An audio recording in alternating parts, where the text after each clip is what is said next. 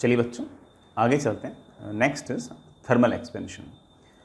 Thermal expansion की और calorimetry की एक ही शीट है, बहुत ही छोटी सी शीट है, बहुत ही छोटे छोटे टॉपिक हैं। कैलोरीमेट्री भी मेरे ख्याल से आपको आसान लगा होगा, थर्मल एक्सपेंशन भी उतना ही आसान और उतना ही straightforward kind of topic है।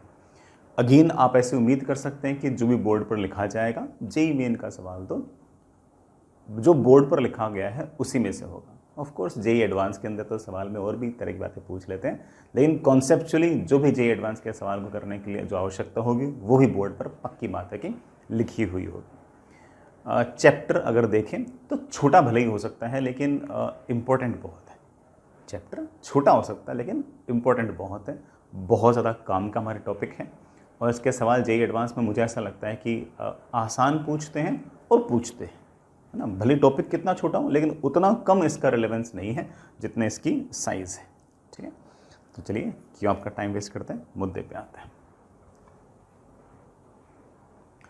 नाम से बड़ा आइडिया लग गया होगा, थर्मल एक्सपेंशन मीन्स कि एक्सपेंशन ड्यू टू टेम्परेचर और हीट। अगर हम किसी ऑब्जेक्ट का टेम्परेचर बढ़ाते हैं, चाहे वो सॉलिड्स हो चाहे लिक्विड्स हो गैसेज हो, इन जनरल उनका टेम्परेचर बढ़ने पर वो एक्सपेंड करती हैं। गैसेस का जो एक्सपेंशन है वो हम अभी नहीं देख सकते, गैसेस का एक्सपेंशन हम बाद में पूरा का पूरा एक थर्मोडायनेमिक्स नाम से एक चैप्टर है उसके अंदर देख लेंगे। हो सकता है आपने केमिस्ट्री के अंदर देखा भी हो। हम लोग एक बार के लिए सिर्फ और सिर्फ सॉलिड्स और लिक्विड्स जो हैं उनके एक्सपेंशन को ही देखेंगे। आप कहोगे सर हमने तो सॉलिड्स और लिक्विड्स को एक्सपेंड होते हुए नहीं देखा। होते बेटा, अगर आप सॉलिड का या लिक्विड का थोड़ा सा टेम्परेचर बढ़ाते हो तो वो हल्के से एक्सपेंड होते हैं। वो इतने कम एक्सपेंड होते हैं कि हम उनका जो एक्सपेंशन है या फिर जो क्वांटम ऑफ एक्सपेंशन है उसको हम हो सकता है कि बड़े ढंग से ऑब्जर्व ना कर पाएँ, लेकिन एक्सपेंशन होता है। भले वो 1% हो, 0.1% हो, 0.2% हो, लेकिन एक्सपेंशन होता है। और उस एक्सपेंशन होने के कारण कुछ बड़े फ़र्क भी आ सकते हैं, और वो क्या क्या फ़र्क आ सकते हैं वो भी अपन हल्के फुल्के डिस्कस करेंगे। तो हम इस चैप्टर के अंदर ऐसा कह रहा हूँ कि हम स्पेसिफिकली सॉलिड्स और लिक्विड्स को ही डिस्कस करेंगे, लेकिन solids, liquids as well as gases, सबके अंदर ही अगर मैं टेम्परेचर बढ़ाऊंगा तो वो एक्सपेंड करेंगे। अगर मैं इस चैप्टर की बात करूं तो मैं सिर्फ और सिर्फ एक बार सॉलिड्स और लिक्विड्स को लेकर ही ज़्यादा कंसर्न हूं। अगर मैं सॉलिड्स और लिक्विड का अगर टेम्परेचर अगर बढ़ाता हूं तो बड़ा उनकी जो लेंथ है, विड्थ है, हाइट है, वो सब बढ़ती है, एरिया बढ़ता है, वॉल्यूम बढ़ता है। वॉल्यूम बढ़ेगा लेकिन मास वही रहेगा तो ऑफकोर्स डेंसिटी घटेगी। इन जनरल ऐसा होगा, बाकी तो ऑब्वियस बात है सिचुएशन टू सिचुएशन डिपेंड कर सकता है। बट आप ऐसा मान सकते हो कि लिक्विड्स और गैसेस को अगर आप थोड़ा सा भी अगर हीट करते हो तो वो एक्सपेंड होंगे, और अगर एक्सपेंड होंगे तो ऑफकोर्स बड़ा वॉल्यूम बढ़ेगा, एरिया बढ़ेगा, सरफेस एरिया बढ़ेगा, और ऑफकोर्स डेंसिटी घटेगी, लेंथ, विड्थ, हाइट वगैरह भी बढ़ेंगे। ठीक है बच्चों, what could be the reason, आखिर कारण क्या हो सकता है एक्सपेंशन के पीछे। मैं इसको थोड़ा सा डिटेल में समझाता हूं, हो सकता है कोई बड़ा जेईई एडवांस के अंदर इस बात पे सवाल आ जाए। देखो बच्चों, अगर आपके पास इस तरह से दो मॉलिक्यूल्स हैं और इनके बीच में लेट से बड़ा आपका जो सेपरेशन है वो आर है, तो इनके बीच में जो इंटरमोलिकुलर फोर्सेस हैं उसके कारण जो पोटेंशियल एनर्जी है, और इन दोनों मॉलिक्यूल्स के बीच का जो सेपरेशन है उसके बीच का अगर मैं ग्राफ बनाऊं, ये ग्राफ बड़ा मैं जानबूझ के इसलिए बना रहा हूं क्योंकि मुझे ऐसा लगता है कि हो सकता है बड़ा आपने कभी केमिकल बॉन्डिंग वगैरह में ग्राफ बनाया हो। इन दोनों मॉलिक्यूल्स का जो इंटरेक्शन है उसके कॉरस्पॉन्डिंग जो पोटेंशियल एनर्जी है और उसके कॉरस्पॉन्डिंग जो उन मॉलिक्यूल्स के बीच का जो सेपरेशन है उसके बीच का जो ग्राफ है, हो सकता है बड़ा आपने कभी पढ़ा हो, इस तरह ग्राफ होता है, इस तरह का ग्राफ होता है, रफली इस तरह का ग्राफ होता है। ठीक है, अब मेरी बात आराम से सुनना। लोअर टेम्परेचर पे क्या होगा, जब टेम्परेचर कम होगा तो पोटेंशियल एनर्जी कम होगी।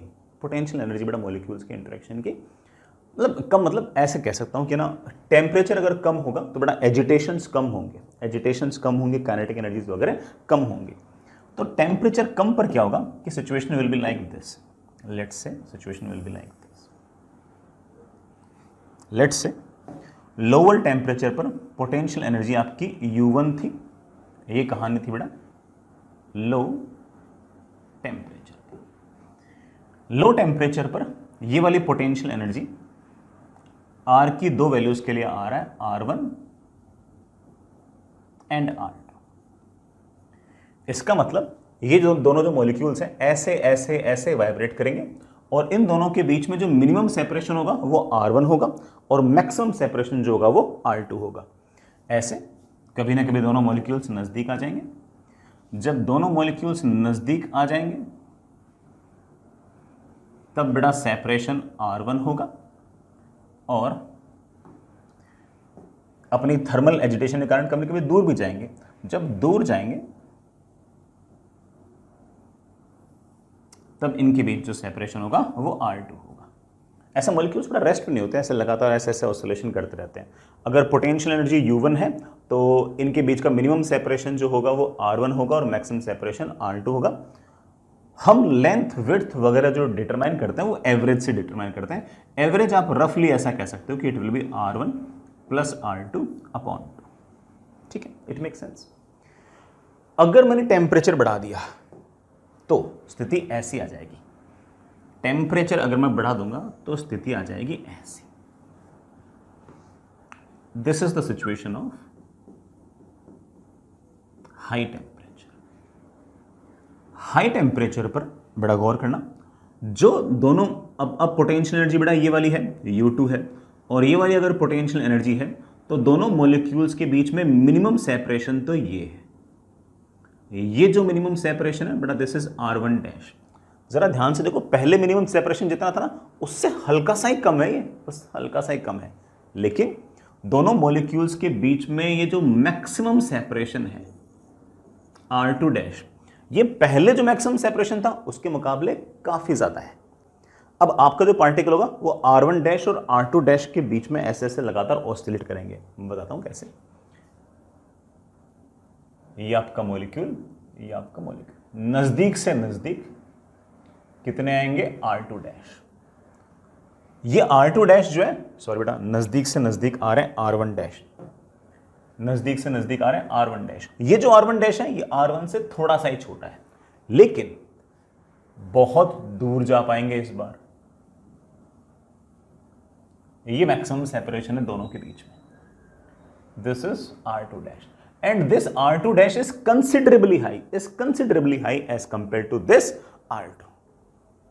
तो इसका मतलब मैं ये कह रहा हूं कि पार्टिकल्स जो है वो ऐसे फिक्स नहीं है, वो ऐसे ऐसे लगातार ऑसिलेशन कर रहे हैं। बस कम टेम्परेचर पर वो ऐसे ऐसे ऑसिलेट कर रहे हैं और ज्यादा टेम्परेचर पर नजदीक तो बड़ा उतना ही आ रहे हैं लगभग, लेकिन दूर जा रहे हैं। और अगर दूर जा रहे हैं तो अब मैं अगर एवरेज निकालूंगा, मैं एवरेज को R डैश लिख दूं, average will be simply R1 dash plus R2 dash upon 2। ये जो R1 है, ये जो R1 डैश है ये तो लगभग R1 के बराबर ही है, लेकिन ये जो R2 डैश है ये अच्छा खासा बड़ा है हमारे R2 से। तो हम कह सकते हैं कि हमारा जो R डैश है वो R से बड़ा हो गया है। और R डैश अगर R से बड़ा हो गया तो हम ऐसा कह सकते हैं कि लोअर टेम्परेचर पर मॉलिक्यूल्स के बीच में ऑन एन एवरेज सेपरेशन कम होता है और हायर टेम्परेचर पर ऑन एन एवरेज मॉलिक्यूल्स के बीच में सेपरेशन ज्यादा होता है।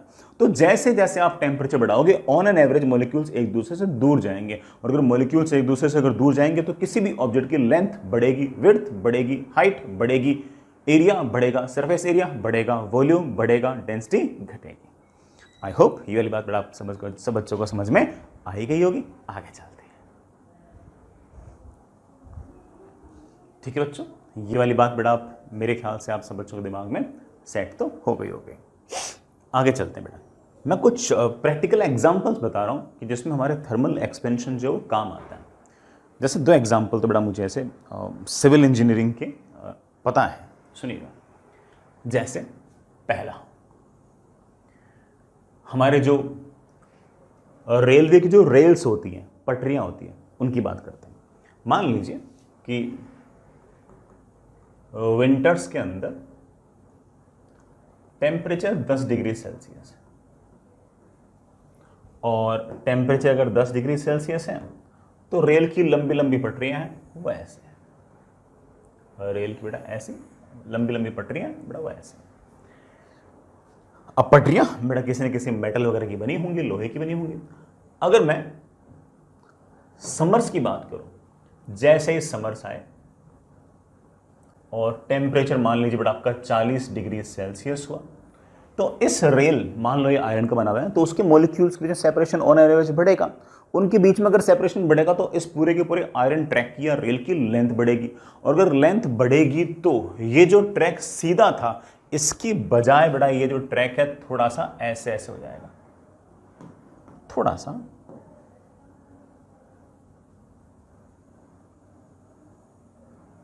ऐसा ऐसा हो जाएगा, ऐसा, जस्ट बिकॉज कि इसे अपने लेंथ को बढ़ाना है, तो ऐसे इधर उधर इधर उधर ऐसा हो जाएगा। अब बहुत बड़ा इशू आ गया, हम चाहते हैं कि ट्रेन यूं जाए, और जैसे समर्स आएंगे बेटा वैसे अगर ट्रैक अगर इस तरह से इधर इधर इधर थोड़ा थोड़ा अगर फैल गया, क्यों फैल गया? क्योंकि उसे अपनी लेंथ बढ़ानी है। तो इस कारण से हमारी जो ट्रेन है वो हो सकता है कि सीधी ना जा पाए, बल्कि हो सकता है कि इस कारण से हमारी ट्रेन गिर भी जाए। सर हम तो नहीं चाहेंगे ऐसा हो। हाँ बेटा ऐसा हम नहीं चाहेंगे, इसलिए हम क्या करेंगे कि जो भी रेलवे ट्रैक्स होंगे हम उनको बनाएंगे इस तरह से। गौर करना बेटा कैसे बनाएंगे अपन उनको।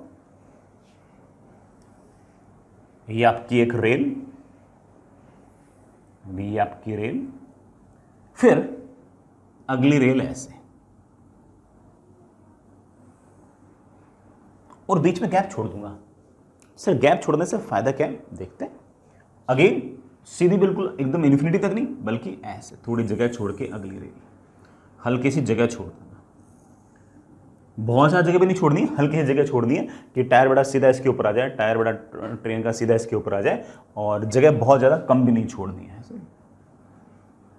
ठीक है, ये आपने एम्प्टी स्पेस क्यों छोड़ दिया? वो इसलिए कि अगर विंटर्स में अगर ऐसा है तो जैसे ही समर्स आएंगी तो ये ट्रैक हल्के हल्के एक्सपेंड होंगे, हल्के हल्के एक्सपेंड होंगे, हल्के हल्के एक्सपेंड होंगे, और बीच में जो खाली जगह ज्यादा सा उसको भर लेंगे, ज्यादा से ज्यादा उस खाली जगह को भर लेंगे। एक दूसरे को पुश नहीं करेंगे, डिस्टॉर्ट नहीं होंगे, शेप साइज ज्योमेट्री को चेंज नहीं करेंगे, क्योंकि उनके पास फैलने के लिए जगह है। यहां पर फैलने के लिए जगह नहीं थी, इसीलिए तो बेटा आपकी जो ट्रैक थी वो बेटा अपनी लंबाई बढ़ाने के लिए ऐसे आड़ी टेढ़ी हो गई थी। यहां पर तो उसके पास जैसे ही समर्स आएंगे, जैसे ही टेम्परेचर बढ़ेगा, ये जो ट्रैक है इसकी लेंथ बढ़ेगी, ये जो ट्रैक है इसकी लेंथ बढ़ेगी, ये जो ट्रैक है इसकी लेंथ बढ़ेगी, और यहां पर तो लेंथ बढ़ने के लिए जगह पड़ी है, तो उस जगह में आ जाएंगे, उस जगह में जाएंगे। सर यहां पर क्यों नहीं हुआ? बड़ा पर जगह ही नहीं थी, तो वहां पर लेंथ बढ़ाने के लिए हमारा जो ट्रैक था बड़ा हुआ ऐसे ऐसे ऐसे ऐसे यूं इधर उधर हो गया था। आई होप तुम समझ हो कि बड़ा हम रेलवे ट्रैक के अंदर इस तरह से जगह क्यों छोड़ते हैं। ऐसे मेरे पास एक छोटा सा एग्जाम्पल और है, वो भी ऐसे सिविल इंजीनियरिंग का एग्जाम्पल है, सुनिएगा। हो सकता है कि बेटा आप लोगों ने ना शहरों में पुल बनते देखे हुए हो, ओवर ब्रिज बनते हुए देखे हो। ओवर ब्रिज जो ना वो पार्ट्स में बनता है, ऐसा नहीं है कि बेटा हमने ना मान लीजिए मुझे पॉइंट ए से लेकर पॉइंट बी के बीच में ओवर ब्रिज बनाना है, तो ऐसा नहीं कि बेटा लोहे के सरिये ऐसे लगा दिए, ठीक है, और उन लोहे के सरियों पर ऐसे सीमेंट वगैरह जोड़ जाड़ के जोड़ जाड़ के जोड़ जाड़ के जोड़ जाड़ के ऐसे बना दिया। ऐसा नहीं बनाएंगे। सर क्यों? एक साथ ऐसे क्यों नहीं बनाएंगे? ऐसा इसलिए कि मान लो कि अभी विंटर्स है, फिर बाद में समर्स आएंगे। जैसे ही समर्स आएंगे, ये ब्रिज है, ब्रिज किससे बना है बेटा? लोहे के सरिये हैं, उसके चारों तरफ बेटा ऐसे सीमेंट वगैरह बेटा बिल्कुल हमने ऐसे सीमेंट हो गई, ईंट पत्थर हो गए, वो मेरे साथ इस तरह से जोड़ रखे हैं। जैसे ही समर्स आएंगी, ये सारा का सारा जो ब्रिज है इसकी लेंथ बढ़ना चाहेगा, हल्की फुल्की सही बढ़ना चाहेगा। तो इस कारण से हो सकता है कि समर्स के अंदर ये ब्रिज हमारा ऐसा हो जाए, थोड़ा सा डिस्टॉर्ट टाइप हो जाए। फिर जैसे ही वापस से विंटर्स आएंगी, हमारा सारा का सारा ब्रिज ऐसे हो जाए। फिर जैसे समर्स आएंगी फिर से यूं हो जाए, फिर विंटर्स आएंगी यूं हो जाए। अरे ब्रिज को रबड़ का थोड़ी ना जैसे हो जाएगा, ब्रिज तो बड़ा ईंट का, पत्थर का, लोहे का, इन सब का बना हुआ है। अगर वो बार बार एक दो समर भी अगर इस तरह से आए तो हो सकता है कि पूरे के पूरे ब्रिज के अंदर क्रैक्स आ जाए बड़े बड़े, और अगर जैसे बड़ा बड़े बड़े क्रैक्स आएंगे, हमारा जो ब्रिज है वो धड़ाम से गिर सकता है। 1-2 साल में हमारा जो ब्रिज है वो निपट जाएगा। क्यों? वो एक बार एक्सपेंड करेगा, क्रैक्स आएंगी, फिर वापस कंप्रेस होगा, विंटर्स आते बड़ा फिर से क्रैक्स आएंगे, फिर बाहर जाएगा, क्रैक्स आएंगे, क्रैक्स लगातार बढ़ते आएंगे, ब्रिज तो निपट जाएगा। तो सर फिर आखिर ब्रिज बनाए कैसे? बड़ा ब्रिज बनाओ पार्ट्स में। सर पार्ट्स में कैसे? सुनना, मुझे ए पॉइंट से लेकर बी पॉइंट के बीच में ब्रिज बनाना है। तो अब एक काम कीजिए बेटा, आप है ना पहले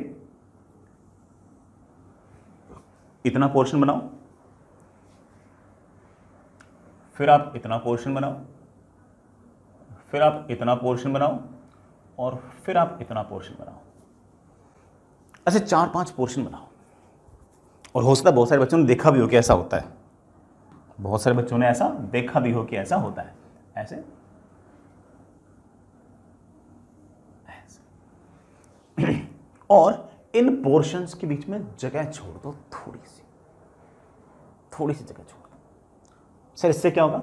मान लो कि मैंने विंटर्स के अंदर ये वाला अरेंजमेंट बनाया, और मैंने क्या किया कि ये वाला पार्ट बेटा यहाँ से यहाँ सरिये लगा दिए, उन सरियों पर बेटा सीमेंट ईंट भट्टे ऐसे लगा दिए, फिर से बेटा ये सरिये लगा दिए, ईंट भट्टे ऐसे लगा दिए, सरिये लगा दिए। जैसे ही समर्स आएंगे ये वाला पोर्शन एक्सपेंड होगा, एक्सपेंड होगा तो बीच में खाली जगह है, ये जो खाली जगह है यहां पर ये हमारा पोर्शन फैल जाएगा, ये वाला पोर्शन अगले वाले पोर्शन को पुश नहीं करेगा, कोई ऐसा फोर्स नहीं लगाएगा जो उसको क्रैक कर सके। इसी तरह से इस पोर्शन का भी टेम्परेचर बढ़ेगा, इसके पास दोनों तरफ जगह है, ये उस जगह में एक्सपेंड करने की कोशिश करेगा, ये आगे वाले पोर्शन पर और पीछे वाले पोर्शन पर ऐसा कोई फोर्स नहीं लगाएगा उसको तोड़ सके, क्योंकि इस बार फैलने की जगह है, यहां पर फैलने के लिए जगह नहीं थी, इसलिए ब्रिज यूं ऐसे ऐसे हो रहा था समर्स विंटर्स के अंदर। अब नहीं ऐसा, अब उसके पास जगह है, तो ये थोड़ी थोड़ी थोड़ी जगह छोड़ देंगे, इसलिए कि अगर समर्स आए तो बड़ा वैसे ही वो जितनी जगह उसको थोड़ा सा घेर लें, विंटर्स आएंगे थोड़ी सी जगह बड़ी हो जाएगी, समर्स आएंगे थोड़ी जगह कम हो जाएगी, उसके पास फैलने के लिए जगह है। ये वाली जगह कई बच्चों ने जब भी ब्रिज के ऊपर से गुजरे होंगे, जब भी बड़ा हमारे शहर में जो ओवर ब्रिज वगैरह के ऊपर से गुजरे होंगे तो अपने फील भी किया होगा। सर ने कभी उतर के नहीं देखा, ठीक है, उतर के नहीं देखा होगा तो गाड़ी में है ना, जब अपन बाइक वगैरह चलाते हैं ना, बाइक चला लो है ना, ऑटो में बैठे हों, गाड़ी में बैठे हों, तो आप नोटिस किया होगा कि है ना हमारे जो टायरों की आवाज़ आती है, जैसे ब्रिज के ऊपर से गया तो ऐसे आवाज़ आती है कड़क, टायर की आवाज़ आती है कड़क कड़क कड़क कड़क। ये आवाज़ किस चीज़ की है कि टायर जब यहाँ से यहाँ गुजरेगा ना तो वो हल्की सी बड़ा जो स्पेस है ना उसके ऊपर से गुजरेगा तो हल्की सी आवाज़ आती है। तो कई बच्चों ने नोटिस किया होगा ऐसी आवाज़ आती है कड़क कड़क कड़क कड़क, ऐसी आवाज़ आती रहती है, इसलिए कि बड़ा बीच में हल्की हल्की जगह छोड़ रखी होती है। कई ब्रिजेस के अंदर बड़ा हल्का सा उसके ऊपर ना थोड़ा सा ऐसा लेप सा लगा देते हैं कि वो पूरा का पूरा ऐसे क्लोज्ड दिखता है, दिखता क्लोज्ड है, नीचे से जगह खाली होती है। तो हो सकता है कोई बच्चे बोले कि सर जगह दिख तो नहीं रही है, हो सकता है बड़ा ऊपर हल्का सा उन्होंने कोई लेप लगा दिया हो, मतलब हल्का सा डामर वामर लगा दिया हो, अंदर से सारा सारा है ना थोड़ा सा गैप। ठीक है, मैं ये बताना चाह रहा था कि इतने छोटे से थर्मल एक्सपेंशन के कारण भी कितने बड़े बड़े फर्क पड़ सकते हैं, और हमारे जो कंस्ट्रक्शंस हैं उसमें हमें थर्मल एक्सपेंशन का ध्यान रखना पड़ेगा। अदरवाइज बच्चा सोचेगा कि सर इतना छोटा सा थर्मल एक्सपेंशन होता है और क्यों पढ़े इसको, अरे बेटा इसलिए पढ़े क्योंकि इसके कारण कितने बड़े बड़े अंतर पड़ रहे हैं।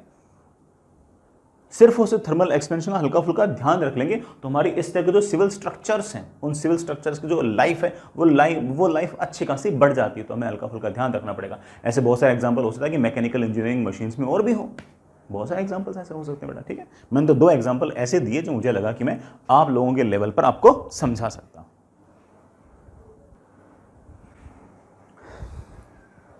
ठीक है बच्चों, आगे चलते हैं। नेक्स्ट इज,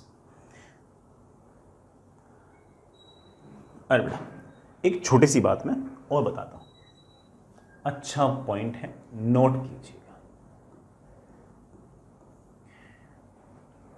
हमारे सिलेबस में हम आइसोट्रोपिक एक्सपेंशन ही पढ़ते हैं। सर आइसोट्रोपिक एक्सपेंशन मतलब, बड़ा आइसोट्रोपिक एक्सपेंशन मतलब हमें मान के चलते हैं कि ऑब्जेक्ट जो है वो एक्सपेंड होने पर अपनी शेप साइज ज्योमेट्री चेंज नहीं करेगी। हम ऐसा कहेंगे कि हम आइसोट्रोपिक ऑब्जेक्ट पढ़ते हैं जो हर तरफ से बराबर एक्सपेंड होती है और टेम्परेचर बढ़ने पर शेप साइज ज्योमेट्री चेंज नहीं होगी। सॉरी, शेप और ज्योमेट्री चेंज नहीं होगी, साइज तो ऑफकोर्स चेंज होगी। जैसा पहले दिख रहा था वैसे ही वो बाद में दिखेगा, बस उसकी एक तरह से फोटोग्राफिक एनलार्जमेंट हो गई है। तो आप ऐसा कह सकते हो,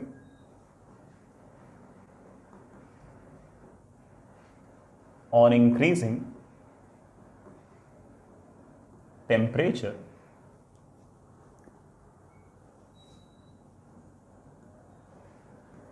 shape and geometry, नहीं सिर्फ शेप लिख देता हूं, shape will remain unchanged, will remain unchanged। दूसरे शब्दों में ऐसा कह सकता हूं कि है ना ऑब्जेक्ट का एक तरीके से फोटोग्राफिक एनलार्जमेंट हो गया। तो ऐसा लिख सकते हैं कि on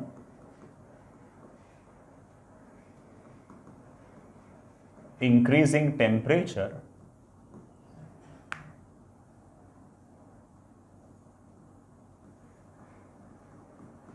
object will have photographic enlargement.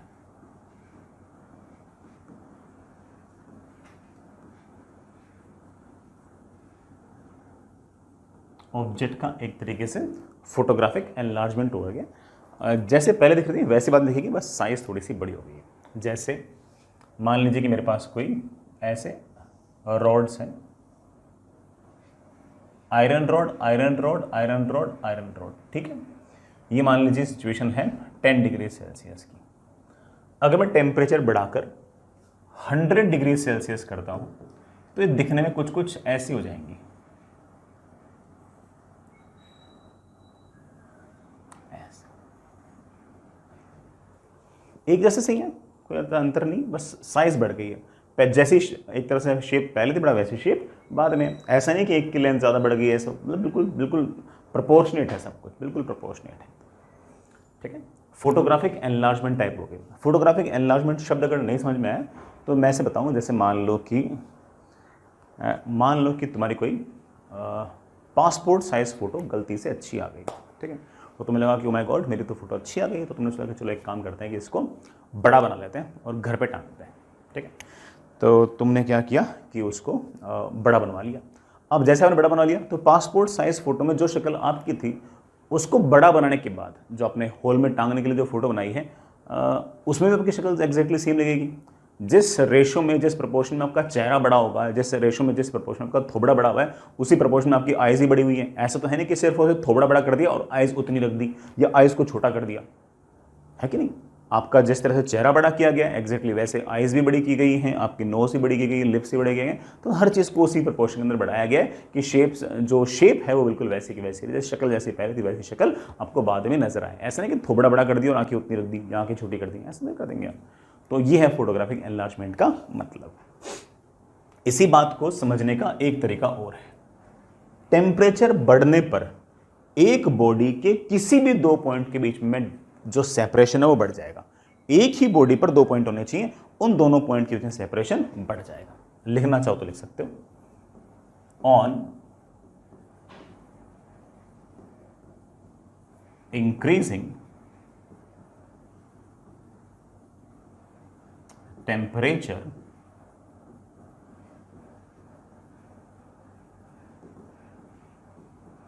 separation between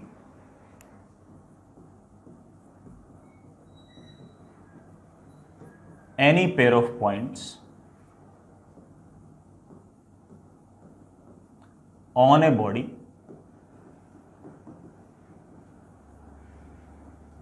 will increase। किसी भी बॉडी के किसी भी दो पॉइंट के बीच में सेपरेशन जो बढ़ेगा अगर टेम्परेचर बढ़ाओगे तो, टेम्परेचर घटाओगे तो ऑफ कोर्स उस बॉडी के किसी भी दो पॉइंट के बीच में सेपरेशन घटेगा। इन दोनों बातों से हमारा बड़े आराम से काम चल जाएगा, है ना। बाकी तो खैर फोन की बात की बात है, इससे हमारा काफ़ी तक काम चल जाएगा। तो चलिए सवाल पे आते हैं। बड़ा मैं आपसे 2-3 सवाल पूछ रहा हूँ। ये मेरे पास बड़ा एक मेटल की रिंग है, उसका कुछ पोर्शन कटा हुआ है, ठीक है। और इस रिंग का जो रेडियस है बड़ा वो R है। ये 3 पॉइंट दे रखे हैं बड़ा, एक A, एक B और एक D, ठीक है। ये मेटल की रिंग है, ठीक है। मैंने इस मेटल की रिंग का टेम्परेचर बढ़ाया और increasing temperature which quantities will increase. इनमें से कौन से जो क्वांटिटी वो बढ़ेगी। रेडियस हो गया, A से B का सेपरेशन हो गया, B से D का सेपरेशन हो गया, A से D का सेपरेशन हो गया। कौन से क्वांटिटीज टेम्परेचर बढ़ने पर बढ़ेंगी, इंक्रीज होंगी, ये मेरा सवाल है। आपने बेसिक बात तो सोच ही ली होगी।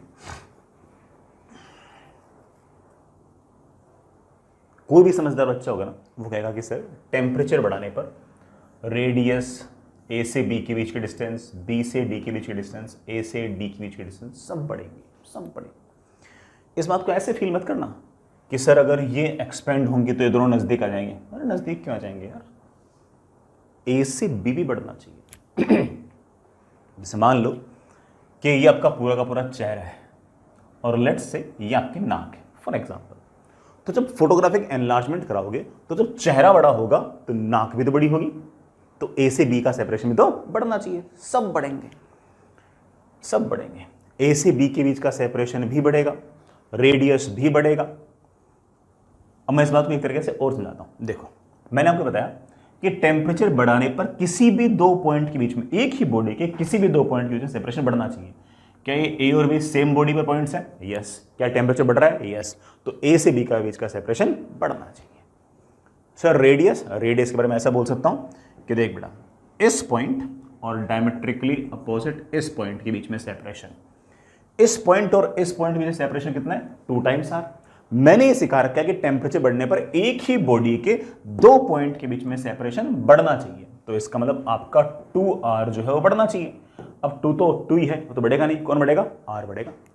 b से d के बीच की डिस्टेंस, बेटा b से d के बीच की डिस्टेंस ये रही। मैंने ये सिखा रखा है कि एक ही बॉडी के दो पॉइंट के बीच में सेपरेशन तो बढ़ना चाहिए, तो b से d बढ़ना चाहिए। a से d के बीच की जो डिस्टेंस है वो भी बढ़नी चाहिए, सारी बढ़नी चाहिए। तो ऑल विल इंक्रीज। ठीक है, इसी बात को और बेटर तरीके से समझने के लिए एक सवाल अपन और करते हैं। मान लीजिए कि आपके पास एक रेक्टेंगुलर प्लेट है। बेटा आपके पास ये एक रेक्टेंगुलर प्लेट है, लेंथ L है, विड्थ W है। It is a rectangular plate जिसमें एक सर्कुलर कैविटी है विथ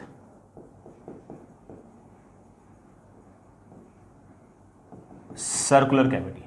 सर्कुलर कैविटी का जो रेडियस है बेटा आपके पास वो r है। ये कैविटी बेटा यहां से a डिस्टेंस दूर है।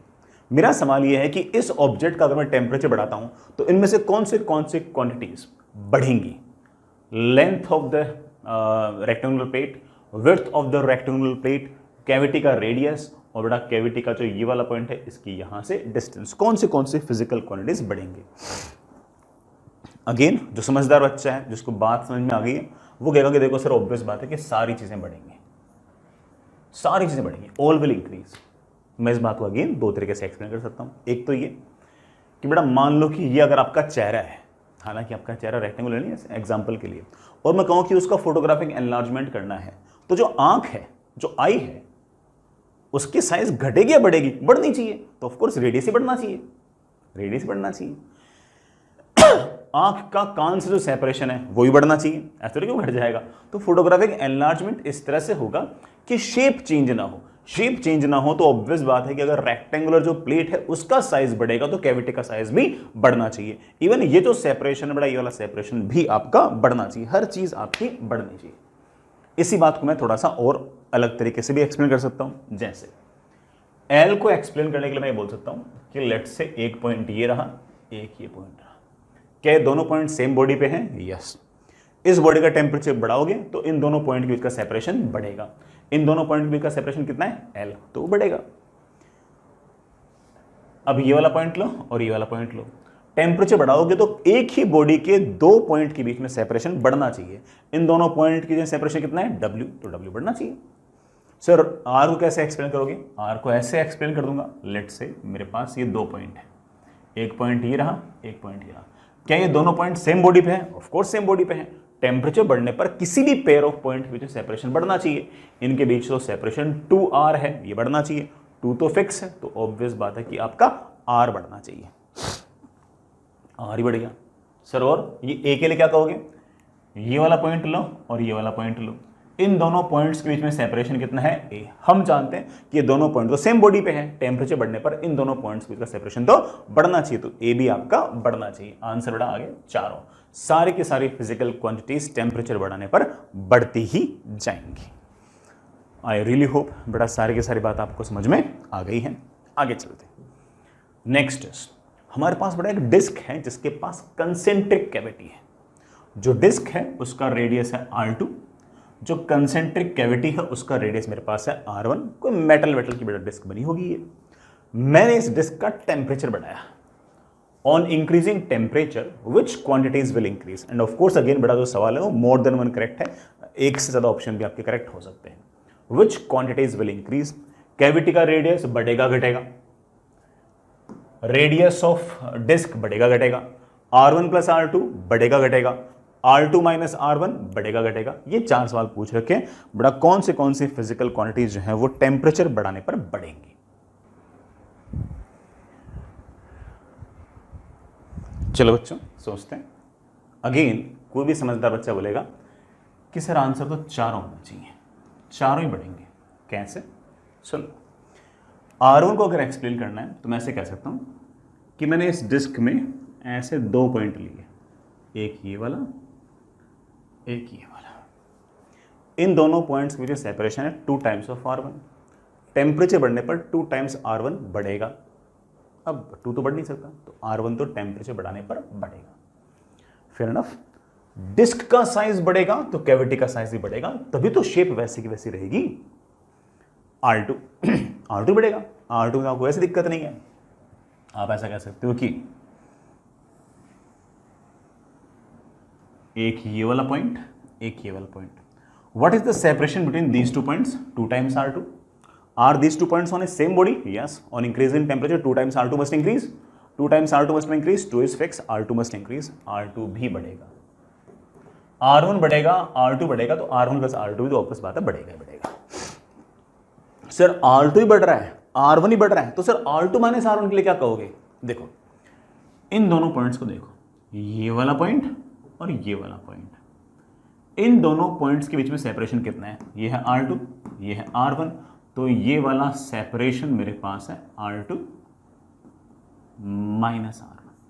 टेम्परेचर बढ़ने पर R2 माइनस R1 भी बढ़ना चाहिए, जस्ट बिकॉज कि टेम्परेचर बढ़ने पर किसी भी पेयर ऑफ पॉइंट के बीच में सेपरेशन बढ़ता है, तो R2 माइनस R1 भी बढ़ना चाहिए। यहां से हमारे पास एक बहुत ही शानदार रिजल्ट आ गया है कि बढ़ने को R1 भी बढ़ा है, बढ़ने को R2 भी बढ़ा है और R2 माइनस R1 भी बढ़ा है। इस बात का मतलब यह है कि R2 में जो इंक्रीमेंट है वो R1 के इंक्रीमेंट से ज्यादा है, मतलब चेंज इन R2 जो है वो चेंज इन R1 से ज्यादा है।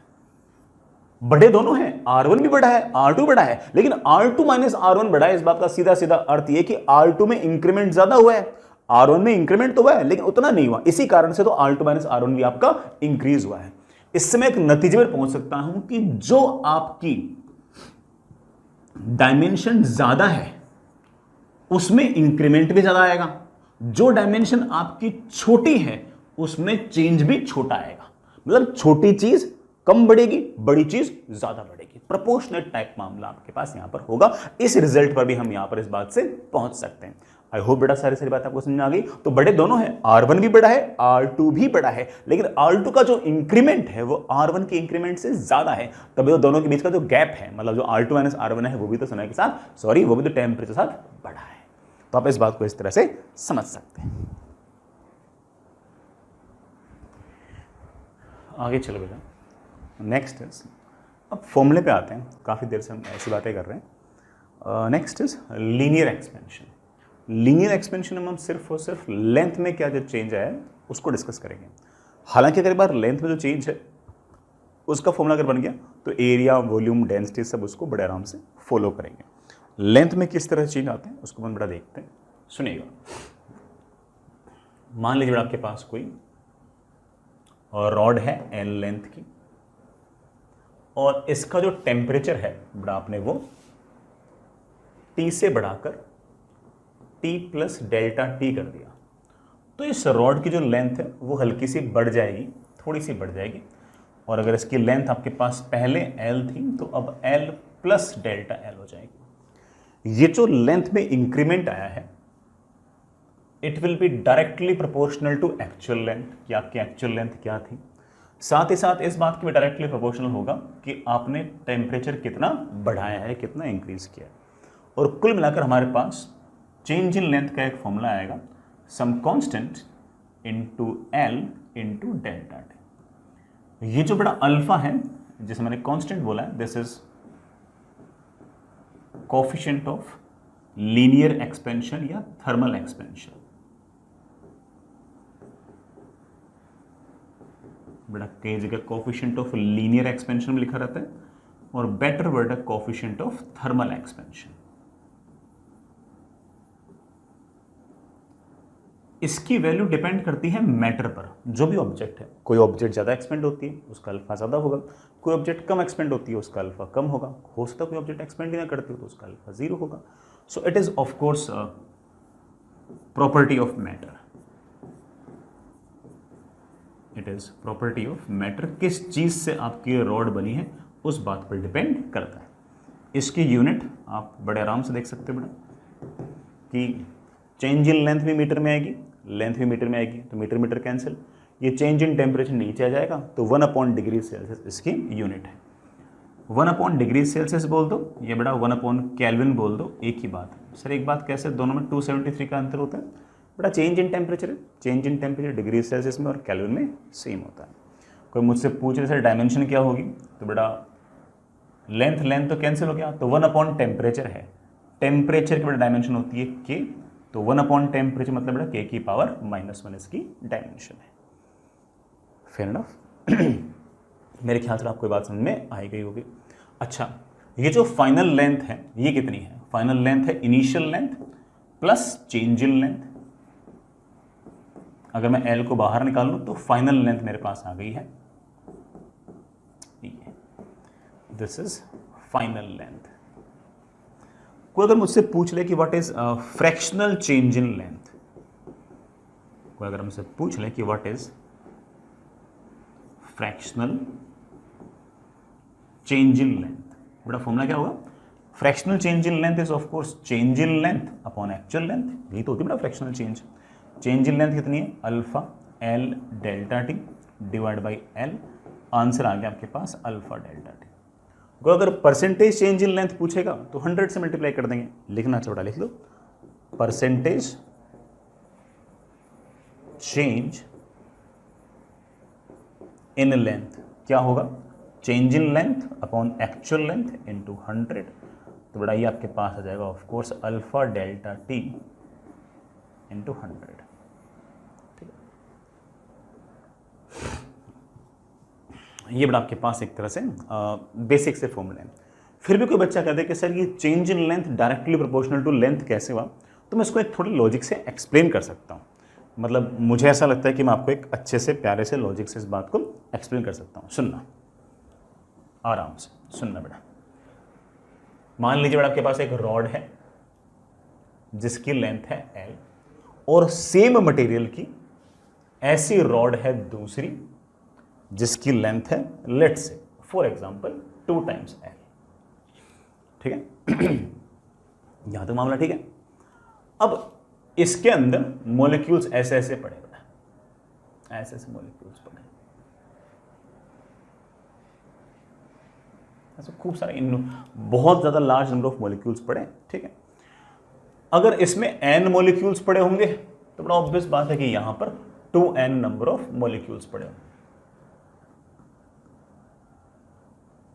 ठीक है, 2n ऐसे मॉलिक्यूल्स पड़े होंगे, सही बात।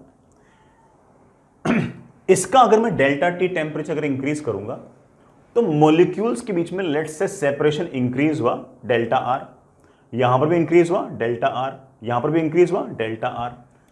तो अगर डेल्टा आर दो मॉलिक्यूल के बीच में अगर सेपरेशन बढ़ रहा है तो ऐसे मान लीजिए बड़ा n नंबर ऑफ मॉलिक्यूल्स है, तो आप ऐसा कह सकते हो कि रफली जो चेंज इन लेंथ होगी वो होगी n times of delta R. यहां पर अगर मैं कहूंगा तो मैं कहूंगा कि चेंज इन लेंथ क्या होगी, अब बड़ा एग्जैक्टली यहां पर तो 2n नंबर ऑफ मॉलिक्यूल्स हैं, डेल्टा टी टेम्परेचर बढ़ाओगे सेम मैटर है, मैटर तो सेम ही है, सेम चीज की बनी हुई बढ़ाई वाली रोड भी, तो यहां पर भी अगर तुम डेल्टा टी टेम्परेचर बढ़ाओगे तो सेपरेशन तो डेल्टा आर ही बढ़ेगा, और अगर डेल्टा आर अगर बढ़ेगा तो मैं कह सकता हूं कि यहां पर जो चेंज इन लेंथ है उसको मैं लिख सकता हूं दो मॉलिक्यूल के बीच में सेपरेशन जो बड़ा है बड़ा वो कितना बड़ा है डेल्टा आर, और ऐसे कितने मॉलिक्यूल्स हैं 2n नंबर ऑफ मॉलिक्यूल्स हैं, that is of course 2 times n delta R, but this n delta R is of course delta L। आप देख सकते हो कि यहां पर जो चेंज इन लेंथ है वो यहां की चेंज इन लेंथ का दुगना है कि नहीं, और क्यों दुगना है, क्योंकि इसके मुकाबले उसकी लेंथ दुगनी है, इसके मुकाबले उसमें नंबर ऑफ मॉलिक्यूल्स दुगने हैं, मॉलिक्यूल्स दुगने हैं तो उनके बीच के सेपरेशन भी बड़ा दुगने दुगने बढ़ेंगे, मतलब सेपरेशन तो उतने बढ़ेंगे लेकिन दुगने मॉलिक्यूल्स तो ऑफ कोर्स वो 2 टाइम्स वैसे हो जाएगा ना भाई, इसमें तो n टाइम्स डेल्टा आर, वहां पर 2n टाइम्स डेल्टा आर, तो इस कारण से आप ऐसा कह सकते हो कि change in length is directly proportional to actual. ये कैसा सीधा सपाट सा लॉजिक है। आगे चलो बच्चों, नेक्स्ट बढ़िया सा अच्छा सा सवाल है, आराम से इत्मीनान से करें, है ना, फॉर्मूला बेस्ड सवाल है। बेटा रॉड है जिसकी लंबाई है 5 मीटर, इसका कोफिशिएंट ऑफ थर्मल एक्सपेंशन दे रखा है 2 × 10⁻⁻⁴ पर डिग्री सेल्सियस। इसका टेम्परेचर आपने 10 डिग्री सेल्सियस से बढ़ाकर 30 डिग्री सेल्सियस कर दिया। अगर आप इसका टेम्परेचर 10 डिग्री सेल्सियस से बढ़ाकर अगर 30 डिग्री सेल्सियस करोगे तो इसकी लेंथ तो बढ़ जाएगी बेटा। ये अगर 10 डिग्री सेल्सियस पे था तो 40 कर दिया बेटा, तो 40 डिग्री सेल्सियस पर इसकी लेंथ L नहीं रहेगी बल्कि L + ΔL हो जाएगी। पहला सवाल क्या पूछा, बताइए लंबाई में कितना चेंज आया। बहुत सिंपल, लंबाई में जो चेंज आया है that is alpha into initial length into delta T. बेटा what is alpha, alpha is 2 × 10⁻⁻⁴ पर degree celsius. Actual length is 5 metre into change in temperature. बेटा 10 से 40 कर दिया तो कितना हो गया, 30 डिग्री सेल्सियस आपका टेम्परेचर बढ़ा है। डिग्री सेल्सियस आपका cancel, this comes out to बेटा कितना, 5 दूनी 10, बेटा 1 0 तो ये कम हो जाएगा, 1 0 बेटा ये कम हो जाएगा। मेरे ख्याल से 3 × 10⁻⁻² मीटर बच जाएगा। दैट इज बेटा कितना, 3 सेंटीमीटर हो गया क्या। कैलकुलेशन बेटा आप इसे चेक कर लेना। 3 सेंटीमीटर पर आपकी लंबाई बढ़ गई। What is the final length, बेटा final length will be of course initial length plus change in length, that comes out to be 5.03 metre. तीसरा सवाल क्या बेटा, what is the fractional change in length. बेटा फ्रैक्शनल चेंज इन लेंथ दो तरीके से हो सकते हो, एक तो चेंज इन लेंथ है, चेंज इन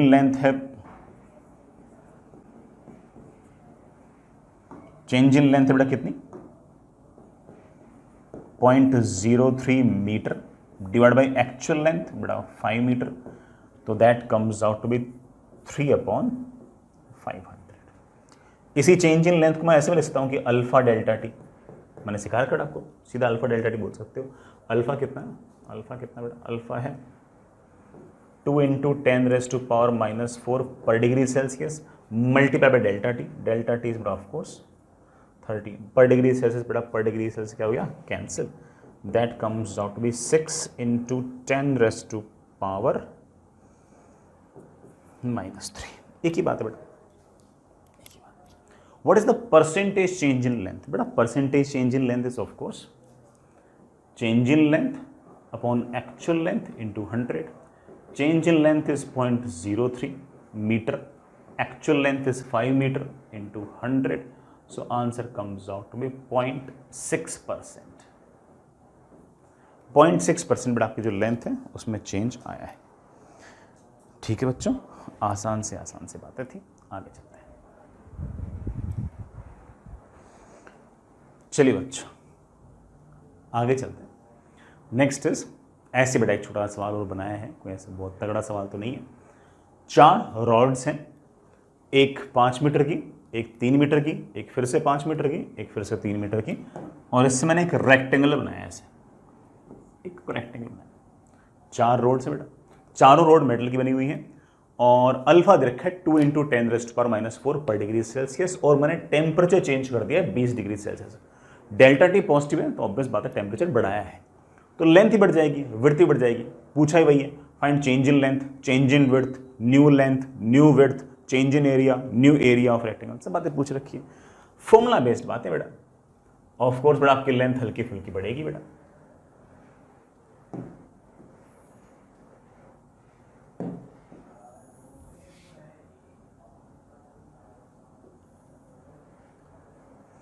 ऑफ कोर्स बेटा आपकी नई लेंथ होगी L + ΔL, नई वाली विड्थ होगी बेटा पुरानी वाली विड्थ प्लस ΔW।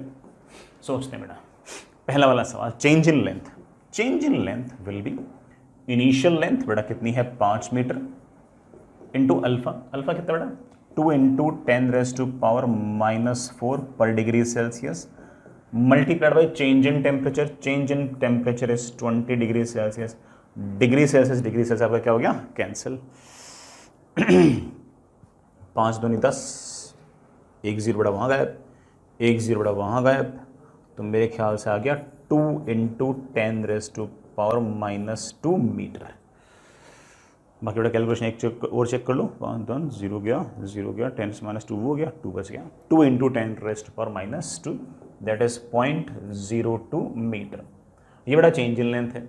अच्छा, न्यू लेंथ कितनी होगी? न्यू लेंथ ऑफ कोर्स हो गई, पुरानी वाली लेंथ थी 5.02 और बढ़ गई, तो नई वाली लेंथ आ गई 5.02 metre. Okay, what is the change in width? बड़ा देखते हैं। Change in width will be पुरानी वाली width 3 metre into alpha into delta T. ठीक है, 3 दूनी 6, 6 दूनी 12, बड़ा दैट इज 12 इंटू 10⁻³ मीटर, या फिर 1.2 सेंटीमीटर, या फिर बड़ा ऑफ कोर्स 0.012 मीटर। नई वाली विड्थ कितनी आ गई? नई वाली विड्थ आ गई 3.012 metre.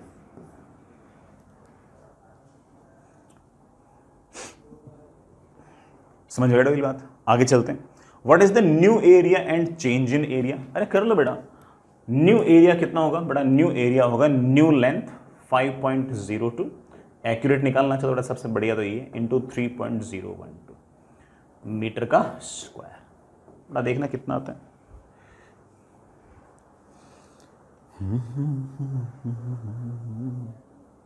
Five 5.02 into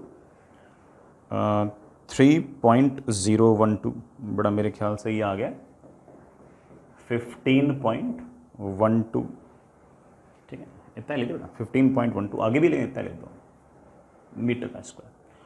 what is the change in area? बेटा पहले 3 इंटू 5 15 था, अब 15.12 है। तो कोई मुझसे पूछ रहे sir what is change in area? बेटा change in area is of course 0.12 metre square. This is the change in area. तो इस तरह कोई सवाल आए बड़े आराम से बता सकते हैं। ठीक है, आगे चलिए बेटा। Next is change in time period of A simple pendulum. Simple pendulum का जो टाइम पीरियड है बेटा वो भी टेम्परेचर पर डिपेंड कर सकता है।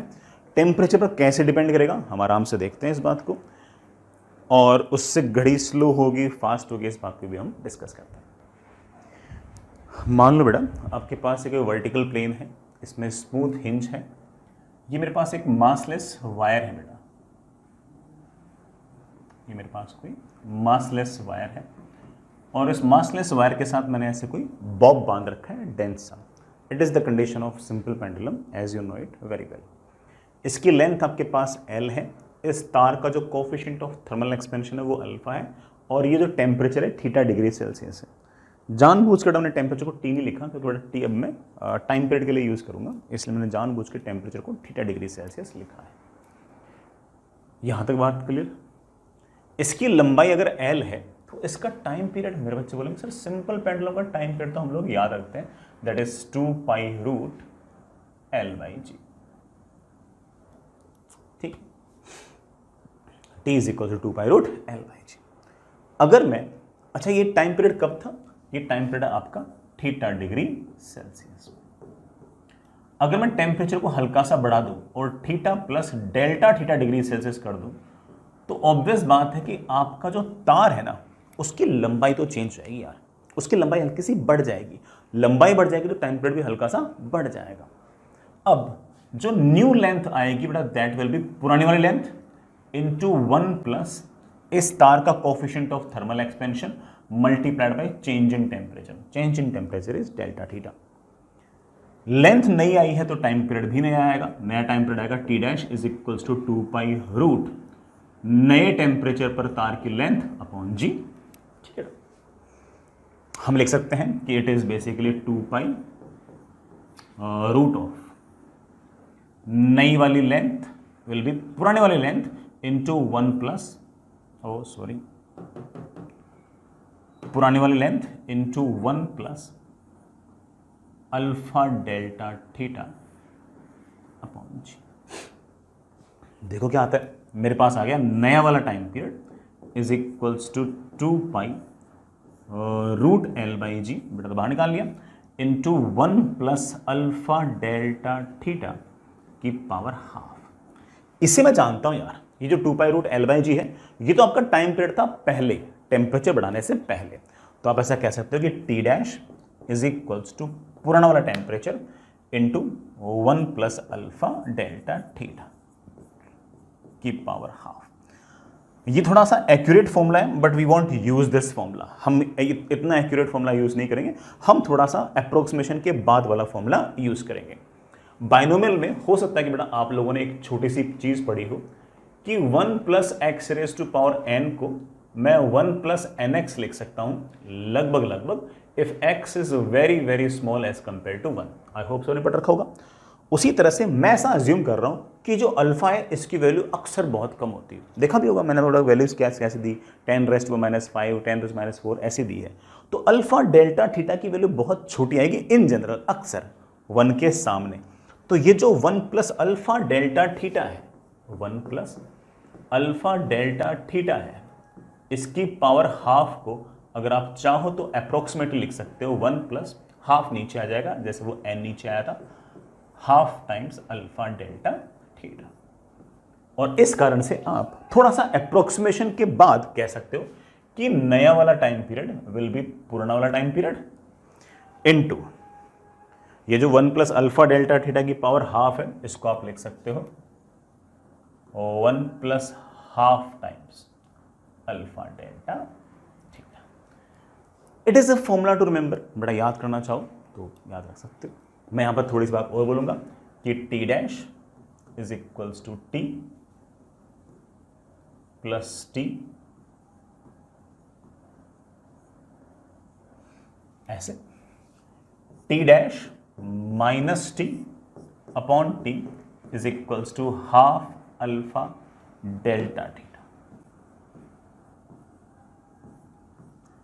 T डैश -T ये क्या है? ये है change in time period divide by actual time period. ये देखा लग रहा है, change upon actual is known as fractional change in time period. आप चाहो तो बड़ा एक फॉर्मूला याद रख सकते हो, वो है fractional change in time period का, fractional change in time period. Time period में क्या फ्रैक्शनल चेंज होगा उसको मेरे पास फॉर्मूला आ गया, that is equals to half times α∆θ। से मुझे परसेंटेज चेंज निकालना हो टाइम पीरियड में, percentage change in time period will be of course change in time period upon actual time period into 100। तो आपके पास जाएगा that will be half times α∆θ into 100। Of course percentage में answer आएगा। मैं यहाँ पर एक छोटी सी बात और बोलूंगा, ये वाला फॉर्मूला अगर याद हो गया तो हमारा काफी सारा काम तो बन जाएगा। अगर आपने टेम्परेचर बढ़ाया तो हमारे सिंपल पेंडुलम की लेंथ बढ़ेगी, लेंथ बढ़ेगी तो टाइम पीरियड घटेगा, टाइम पीरियड अगर घटेगा तो हमारी जो क्लॉक है, मतलब सिंपल पेंडुलम से चलने वाली जो क्लॉक है वो स्लो हो जाएगी। सॉरी मैंने उल्टा बोल दिया बेटा, लेंथ बढ़ेगी तो बेटा टाइम पीरियड आपका बढ़ेगा, और अगर टाइम पीरियड बढ़ेगा तो आपकी जो क्लॉक है वो स्लो हो जाएगी। सर स्लो कैसे हो जाएगी, टाइम पीरियड तो बढ़ा है। देखो भाई, हो सकता है कि घड़ी का जो सिंपल पेंडुलम है उसको आने जाने में इन जनरल 2 सेकंड लगते हो, ठीक है, जाने का 1 सेकंड, आने का 1 सेकंड। अगर मैंने टेम्परेचर बढ़ा दिया तो ये टाइम पीरियड जो है ये हो सकता है कि 2 सेकंड से बढ़कर 2.001 सेकंड हो गया हो, है कि नहीं, है कि नहीं। तो पहले तो चक्कर 2 सेकंड में काट रहा था, अब वो चक्कर 2 सेकंड में नहीं 2.001 सेकंड में काटेगा। अब जब वो पूरा का पूरा चक्कर काट लेगा तो घड़ी तो क्या बताएगी कि 2 सेकंड हो गया भाई, 1 सेकंड जाने का 1 सेकंड आने का। एक्चुअल टाइम 2 सेकंड नहीं है, एक्चुअल टाइम तो 2.001 सेकंड है, और दिखा कितना रहा है 2 सेकंड। घड़ी में तो बोल रखा है कि मेरा एक टाइम जाने का 1 सेकंड, आने का 1 सेकंड, वो तो मान के बैठी है। अब टेम्परेचर बढ़ गया तो अब जाने का टाइम भी बढ़ गया, आने का टाइम भी बढ़ गया, तो पूरा टाइम हो गया उसका 2.001 सेकंड। एक्चुअल टाइम लगा है 2.001 सेकंड और क्लॉक दिखा रही है 2 सेकंड, तो घड़ी तो क्या हो गई, स्लो हो गई, टाइम जो कम बताएगी वो। इसी तरह से अगर मैंने टेम्परेचर घटा दिया तो हमारा जो तार है उसकी लंबाई घट जाएगी, तार की लंबाई घट जाएगी तो टेम्परेचर घट जाएगा, और सॉरी तार की लंबाई घट जाएगी तो टाइम पीरियड घट जाएगा, और अगर टाइम पीरियड अगर घट जाएगा तो हमारी जो क्लॉक है वो फास्ट हो जाएगी। सर फास्ट कैसे? मान लो कि करेक्ट टाइम पीरियड जो था वो घड़ी का 2 सेकंड था, 1 सेकंड जाना 1 सेकंड आना। मान लो सर्दियों के अंदर क्या हुआ कि टेम्परेचर बहुत घट गया तो तार की लंबाई कम हो गई, थोड़ी सी तार की लंबाई कम होगी तो टाइम पीरियड भी कम हो गया। अब जो टाइम है उसको पूरा चक्कर काटने में टाइम 2 सेकंड लग ही नहीं रहे, 1.99 सेकंड लग रहे हैं, लेट्स सी। तो उसको टाइम तो लगा 1.99 सेकंड, लेकिन घड़ी कितना बताएगी? 2 सेकंड, क्योंकि उसने तो उसकी तो सेटिंग है कि 1 सेकंड जाना 1 सेकंड आना, वो तो ऐसे बताती है। और एक्चुअल टाइम कितना लगा है? 1.99 सेकंड। तो घड़ी जो है वो 1.99 को 2 बता रही है, तो अपनी घड़ी जो फास्ट हो गई है। आप याद रखना चाहो थोड़ा इस बात को याद रख सकते हैं। ठीक है बच्चों, ये वाली बातें याद रखें, आपके काम आ सकती हैं। चलिए बेटा, इस बात पे एक बढ़िया सा सवाल करते हैं। A simple pendulum gives correct time at 20 degree Celsius. बड़ा डिग्री है, 20 डिग्री सेल्सियस पर सिंपल पेंडुलम से जो क्लॉक बनी है वो सही टाइम बता रही है। Its wire is made up of a metal whose alpha is 1.8 into 10⁻⁻5 पर डिग्री सेल्सियस। ठीक है, जो तार है बड़ा उसको मुझे अल्फा गिवन है, होना भी चाहिए बेटा। अल्फा इज 1.8 इंटू 10⁻⁻5 पर degree celsius. How much fast और slow this clock, this pendulum clock is in one summer day when temperature is 40 degree celsius. Temperature जब 40 डिग्री सेल्सियस हो जाएगा तो पूरे दिन में, मतलब 24 घंटे में घड़ी कितनी स्लो या फास्ट हो जाएगी? पहले तो ये डिस्कस कर लेते हैं कि स्लो होगी या फास्ट होगी। आपने टेम्परेचर बढ़ाया है 20 डिग्री सेल्सियस, बड़ा डेल्टा थीटा लिख देते हैं। आपने टेम्परेचर बढ़ाया है 20 डिग्री सेल्सियस, बढ़ाया है तो टाइम पीरियड तो बढ़ेगा, टाइम पीरियड बढ़ेगा तो आपकी घड़ी जो है बड़ा वो स्लो होगी, घड़ी थोड़ी सी स्लो होगी। तो जब एक्चुअल 24 घंटे हो चुके हो तो 24 घंटे से थोड़ा सा कम दिखाएगी। ठीक है, पूरे दिन में कितनी स्लो हुई है, कितने सेकंड स्लो हुई है, मेरा ये सवाल है। अब सुनो बेटा, हमारा फ्रैक्शनल चेंज क्या कहता है?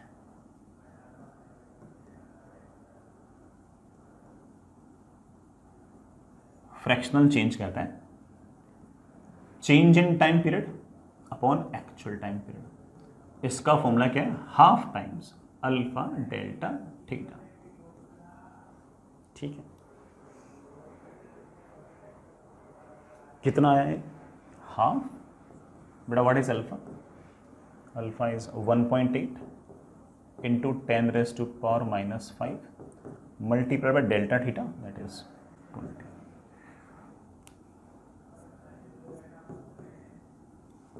1.8 इंटू 10⁻⁻4। ये फ्रैक्शनल चेंज एक तरह से ये बताता है कि 1 सेकंड के अंदर इतना डिले हो जाएगा। ये फ्रैक्शनल चेंज है कि एक्चुअल टाइम जब 1 सेकंड होगा तो हमारी घड़ी जो है वो 1.8 इंटू 10⁻⁻4 सेकंड स्लो हो जाएगी। 1 सेकंड के अंदर इतनी स्लो हो जाएगी, 2 सेकंड में इसका दुगना स्लो हो जाएगी, 3 सेकंड में इसका 3 गुना स्लो हो जाएगी। हर एक सेकंड के अंदर इतनी हमारी जो घड़ी है वो कम टाइम बता रही है।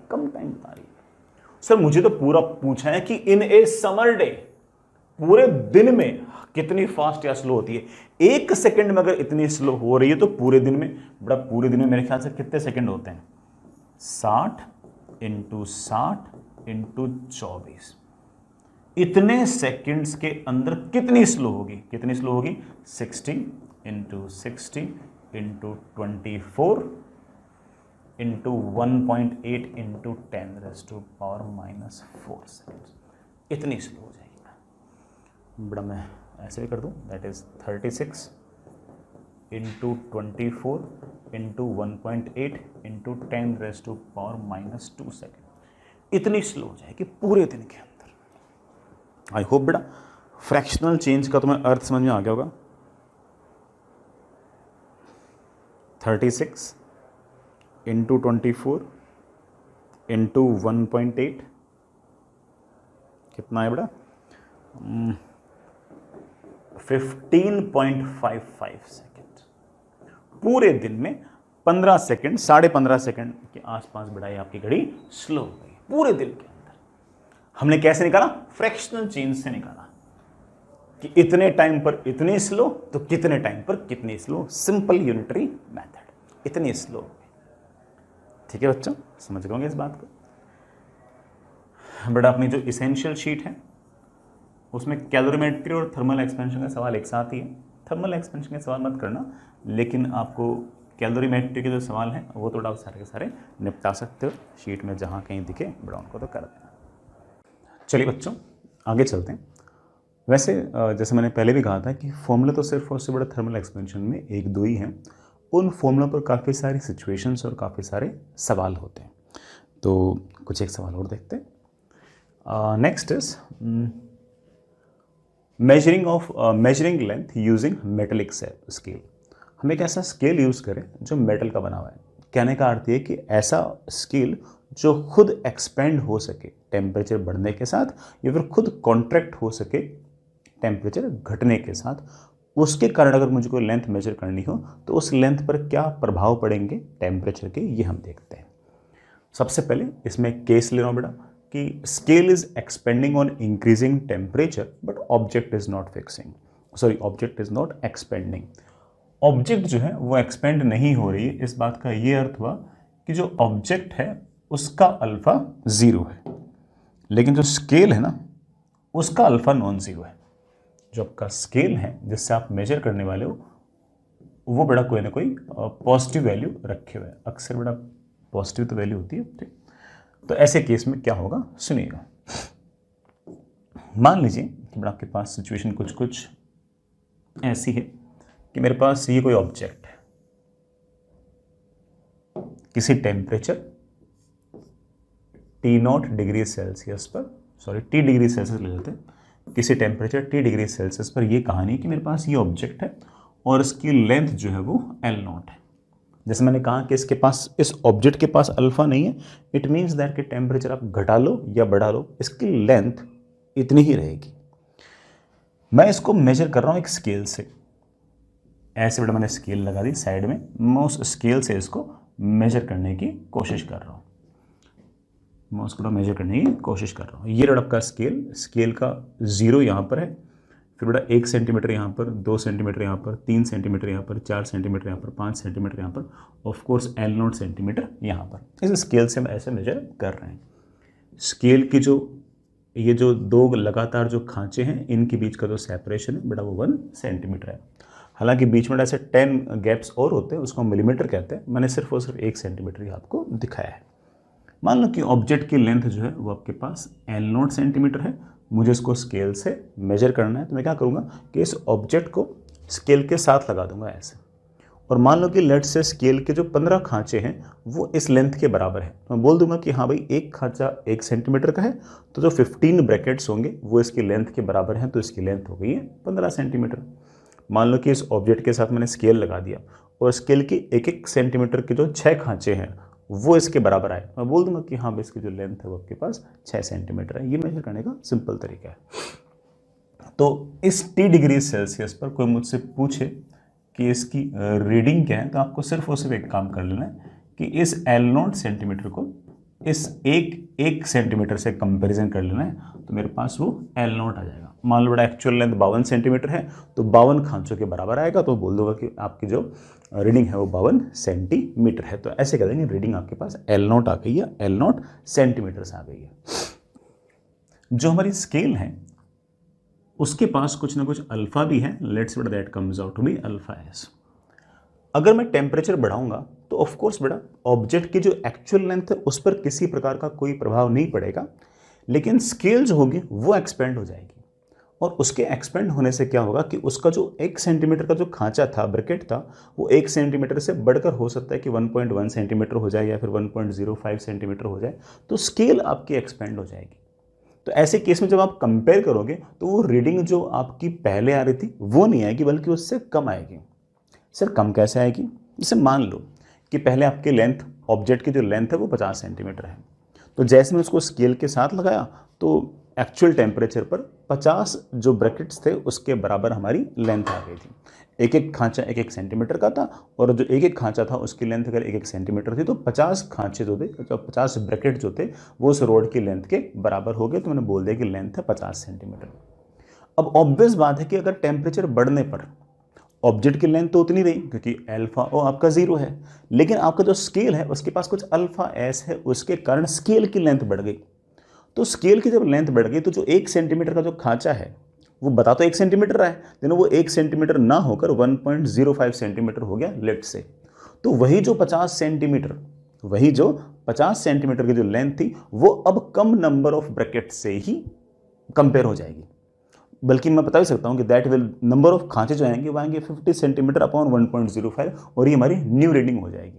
तो ऐसे केस में क्या होगा कि जितनी जो रीडिंग आनी चाहिए थी उससे थोड़ी सी कम आएगी।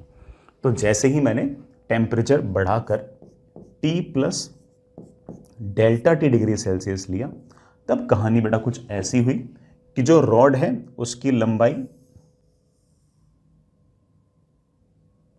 बेटा अब भी वही, लेकिन हमारे जो स्केल है जिससे मैं कंपैरिजन कर रहा हूं उसमें थोड़े चेंजेस आएंगे। रोड तो अब भी बेटा L0 सेंटीमीटर स्केल क्योंकि अल्फा ओ आपका 0 है, लेकिन अब जो स्केल है उसके जो 1-1 सेंटीमीटर के खांचे हैं ये सिर्फ और सिर्फ नाम के 1 सेंटीमीटर के खांचे हैं। अब ये 1 सेंटीमीटर नहीं है, 1 सेंटीमीटर से ज़्यादा है। मैं इसको 1 सेंटीमीटर डैश लिख रहा हूँ and as you can see that कि it is of course actual length into 1 plus alpha S delta T. What is delta T? यहाँ से तक का टेम्परेचर चेंज। तो अब जो 1-1 सेंटीमीटर था आपका बेटा वो 1-1 सेंटीमीटर नहीं रहा बल्कि 1-1 सेंटीमीटर से ज़्यादा हो गया। और अगर 1-1 सेंटीमीटर से अगर ज़्यादा हो गया तो उसी लेंथ को कंपेयर करने में कम नंबर ऑफ ब्रैकेट लगेंगे और कम नंबर ऑफ ब्रैकेट लगेंगे तो मुझे ऐसा लगता है कि इस बार आपकी रीडिंग घट गई है। लेंथ भले ही उतनी हो लेकिन जिस स्केल से आप मेजर कर रहे हो उस स्केल से जो रीडिंग आएगी वो कम आएगी। लेंथ होना अलग बात, रीडिंग होना अलग बात। सर ये रीडिंग आखिर आएगी कितनी? बड़ा रीडिंग आएगी वही लेंथ डिवाइड बाई नया वाला 1 सेंटीमीटर। मेरे बच्चे बोलेंगे सर नया वाला 1 सेंटीमीटर कितना है? नया वाला 1 सेंटीमीटर है पुराना वाला 1 centimetre into 1 plus alpha S delta T. बड़ा सेंटीमीटर सेंटीमीटर कैंसिल, रीडिंग आ गई है L0 1 plus alpha S delta T. चाहो तो बेटा याद कर लो, ऑल्दो मैं इससे बेटर फॉर्मूला भी आपको बताऊंगा। तो अगर मान लो कि ऑब्जेक्ट की लेंथ इंक्रीज ना हो लेकिन सिर्फ और सिर्फ स्केल ही आपका एक्सपेंड करे तो रीडिंग टेम्परेचर बढ़ाने पर घटेगी। टेम्परेचर बढ़ाओगे तो रीडिंग घटेगी, और अगर आपने टेम्परेचर घटा दिया तो ऑब्जेक्ट की लेंथ तो होती रहेगी क्योंकि अल्फा ओ 0 है, लेकिन टेम्परेचर घटा दोगे तो ऑफकोर्स बेटा स्केल का जो 1 सेंटीमीटर होगा वो कम हो जाएगा।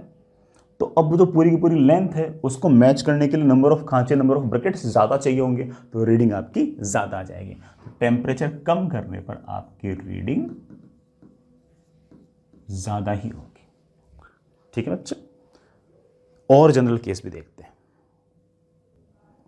तो बेटा और भी ज़्यादा जनरल केस क्या हो सकता है कि ऑब्जेक्ट भी एक्सपेंड करे और आपकी जो स्केल है वो भी एक्सपेंड करे, वो भी देखते हैं। बेटा पहले एक छोटा सा सवाल करना चाहो, बेटा सवाल कर सकते।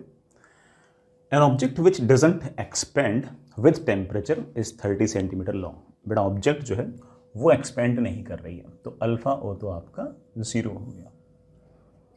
उसकी जो लेंथ है वो 30 सेंटीमीटर है तो L0 is equals to 30 centimetres as measured by scale. बेटा स्केल से मेजर कर रहे हैं, ऐसी स्केल से मेजर कर रहे हैं जिसका अल्फा मुझे दे रखा है कि alpha S is equals to 2 into 10⁻⁻5 पर डिग्री सेल्सियस। 10 डिग्री सेल्सियस पे कहानी ये है। What will be the reading of length at 25 degree Celsius. बेटा 25 डिग्री सेल्सियस पे रीडिंग क्या होगी निकाल लें। 25 सेंटीमीटर पर रीडिंग होगी L0 अपॉन बेटा 1 plus alpha S of delta T. सिर्फ एक बात बताने के लिए बेटा ये वाला सवाल करा रहा हूँ और वो सुनना कि तेरा जो अल्फा एस डेल्टा टी वो बहुत छोटा है। रख के देख ले बेटा, अल्फा एस तेरे पास है कितना बेटा 2 इंटू 10⁻⁻5 पर degree Celsius multiplied by change in temperature. 10 degree Celsius पर रीडिंग थी 30 सेंटीमीटर, पूछा है 25 पे कितनी होगी, तो of course change in temperature is 15 degree Celsius. Degree Celsius cancel, but that comes out to be 3 × 10⁻⁻⁴। जैसा कि आप देख पा रहे हो कि this is basically very very small as compare to 1, है कि नहीं बेटा।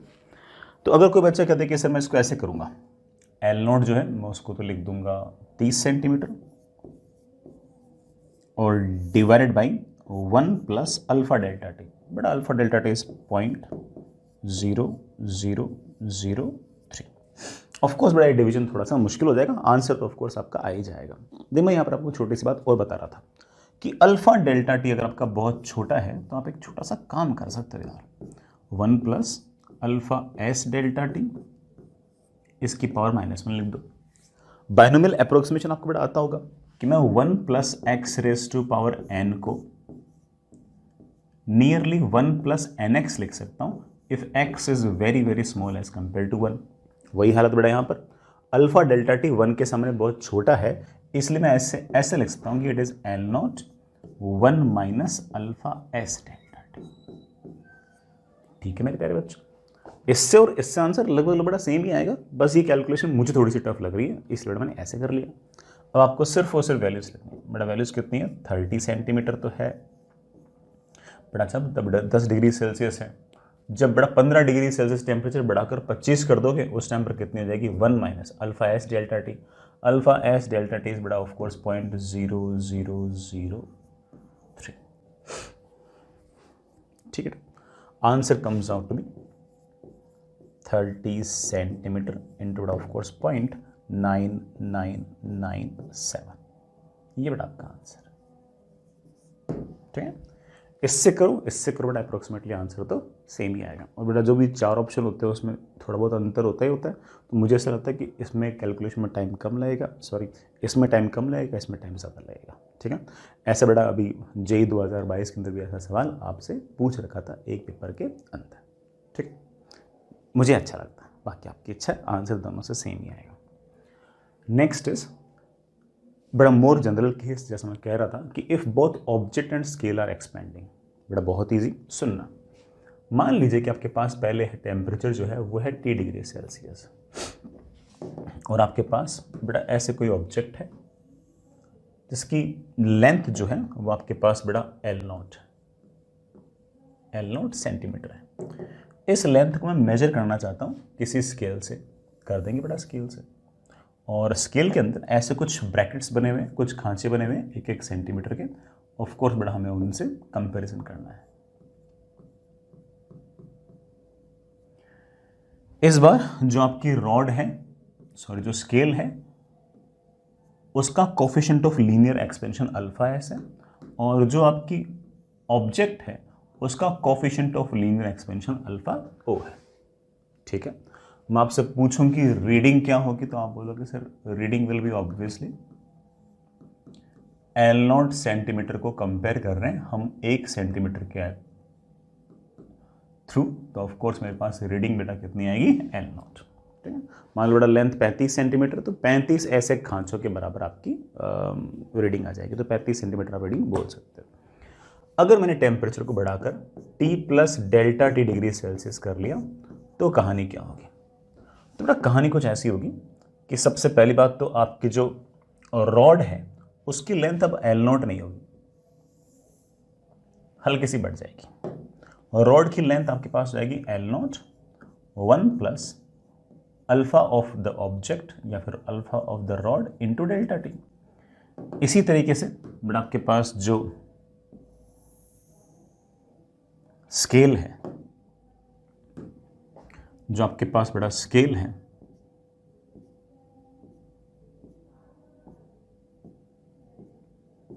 उसके जो खांचे हैं, जो ब्रैकेट्स हैं, वो बेटा अब 1 सेंटीमीटर के नहीं होंगे, वो होगा किसी न किसी 1 सेंटीमीटर डैश का। बेटा मैं उसको क्या बोल सकता हूँ कि इट इज़ बेसिकली जो हमारा एक्चुअल 1 सेंटीमीटर था into 1 of alpha of scale into delta T.